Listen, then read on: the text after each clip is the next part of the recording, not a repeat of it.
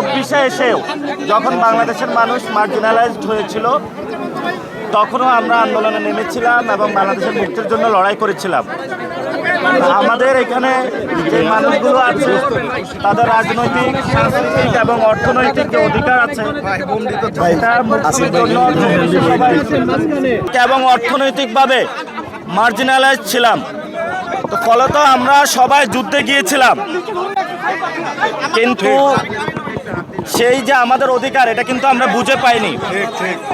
এবং পরবর্তীতে 24-এ আন্দোলনটা হয়েছিল একই কজে। এই যাত্রার পরে যেখানে 24টা মানুষের সামনে অনেক বড় হওয়ার কথা ছিল, কিন্তু বাংলাদেশে 24-এর যে গণ অভ্যুত্থান জুলাইকে নাই করে দেওয়া হচ্ছে। ঠিক, আপনি গতকালকে দেখবেন যে স্টেটমেন্টটি দেওয়া হয়েছে সেখানেও 24-এর কথা নাই, আজকেও কোথাও 24-এর কথা নাই। তা আমরা যেটা বলবো, যদি সংস্কার পার্লামেন্টে বাস্তবায়ন না হয় সেটা মাঠে গড়াবে এবং রাজনৈতিকভাবে সেটার ফয়সালা হবে। বাংলাদেশে সংস্কার বিচার হতেই হবে। আপনারা দেখেছেন বিচারপতি মানিক, ইনু মেনন, যারা শেখ হাসিনার বৈধতা উৎপাদন করেছিল ভারতের সাথে মিলে, তাদেরকে বিভিন্ন মামলায় জামিন দেওয়া হচ্ছে। গতকালকে শহীদ মিনারে জয় বাংলা স্লোগান দেওয়া হয়েছিল। আমাদের এখনো বিচার হয়নি যারা শহীদ ফ্যামিলি এবং আমাদের যারা আহত ভাইয়েরা রয়েছে তাদের এখন আমরা বিচার বুঝে পাইনি। এমত অবস্থায় যখন জয় বাংলা স্লোগান হয় এই সরকারের তত্ত্বাবধানে, তখন এটা আমাদের আশঙ্কা সৃষ্টি করে যে ইলেকশনটা ইন্ডিয়ার সাথে একটা নেগোসিয়েশন করে হয়েছে এবং আওয়ামী লীগের সাথে নেগোসিয়েশন করে হয়েছে। ফলত আমরা সরকারকে আহ্বান জানাবো এই জায়গা থেকে সরে আসার জন্য।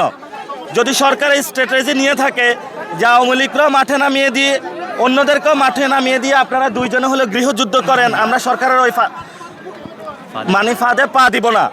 আমরা সরকার যেহেতু দায়িত্ব নিয়েছে আইন শৃঙ্খলা বাহিনী দিয়ে যারা জয় বাংলা সন্ত্রাসী গোষ্ঠী আছে বাংলাদেশে তাদেরকে নিবৃত্ত করতে হবে। সরকারি দায়িত্ব নিয়ে সরকার যদি নেগোসিয়েশন করে তাদেরকে বলে দিবেন, যান আগের দিন বাগে খেয়ে ফেলছে, নেগোসিয়েশন হয়ে গেছে, এখন ক্ষমতায় আসছে, আপনাদের জয় বাংলা আপনারা রাখেন, এখন বাংলাদেশ জিন্দাবাদে চলবে।